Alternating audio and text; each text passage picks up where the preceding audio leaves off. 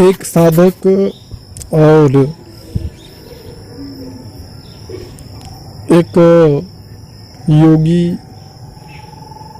या कह सकते हैं कि एक योगी और एक तांत्रिक में क्या डिफरेंट होता है, जबकि दोनों ही साधक होते हैं। तो सबसे पहले हम यह समझ लें कि तांत्रिक हम किसे कह सकते हैं। देखिए, तंत्र की उपासना करने वाले जो लोग होते हैं,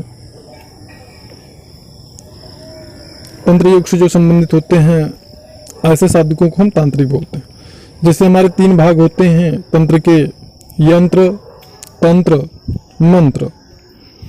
तो जो तांत्रिक होते हैं इन तीनों का प्रयोग करते हैं, और जो कि योगी होते हैं वह सिर्फ और सिर्फ मंत्र का ही प्रयोग करते हैं, ना तो वह तंत्र का प्रयोग करते हैं ना ही यंत्र का प्रयोग करते हैं।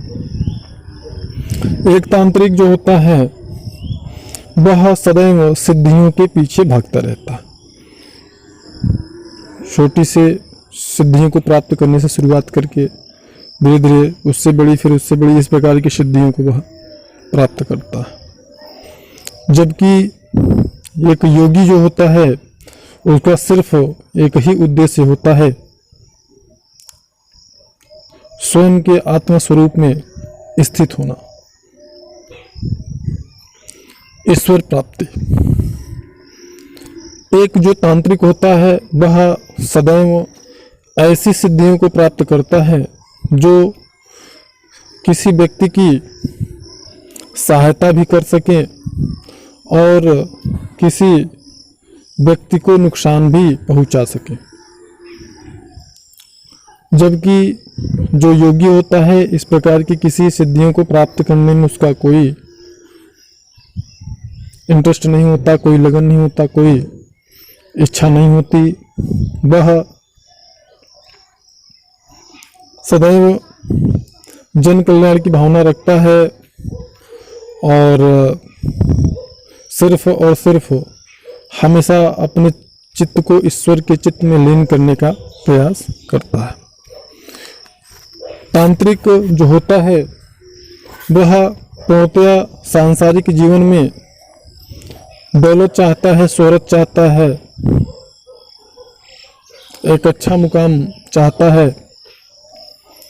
और सभी तांत्रिक ऐसे तो नहीं होते हैं, लेकिन बहुत सारी सिद्धियों को प्राप्त करने का जो उद्देश्य होता है वह यही होता है कि हम प्रसिद्ध हों, लोग हमें जाने, हमारा सम्मान करें। और ज़्यादातर लोगों को चमत्कार दिखा करके प्रभावित करना,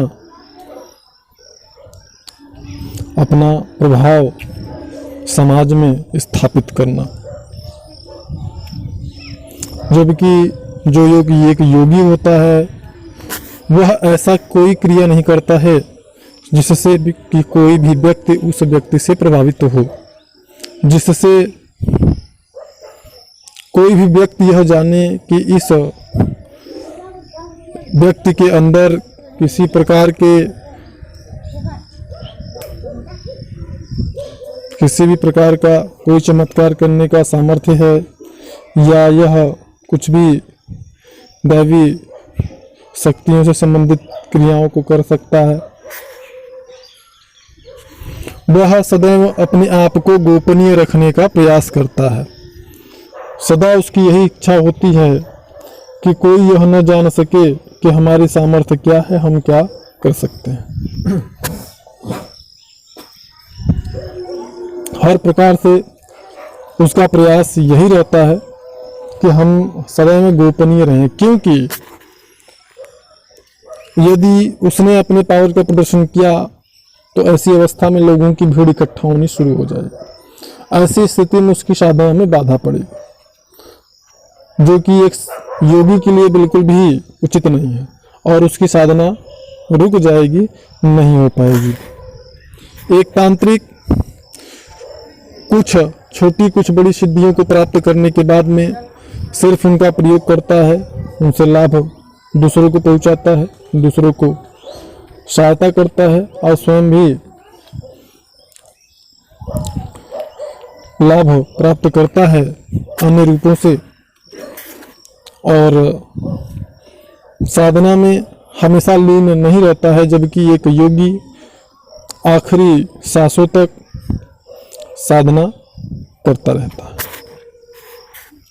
तांत्रिक कई प्रकार से साधनाओं को करके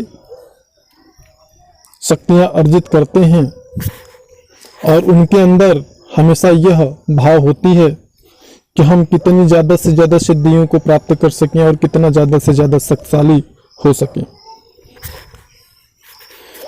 जबकि एक योगी हमेशा यही सोचता है कि मुझे ईश्वर प्राप्ति करना है, मुझे ईश्वर का साक्षात्कार करना है। एक तांत्रिक सदैव उग्र स्वभाव का होता है। बड़ा ही कम ऐसे तांत्रिक होते हैं जो कि शांत स्वभाव के हों, जबकि एक योगी बहुत ही शांत स्वभाव का होता है। कुछ इस प्रकार का कि वह कोई भी कुछ बोल दे तो सामने वाले को यह महसूस नहीं होने देता कि मेरे पास किसी प्रकार की कोई शक्ति है जिससे कि हम आपको नुकसान या लाभ पहुंचा सकते हैं।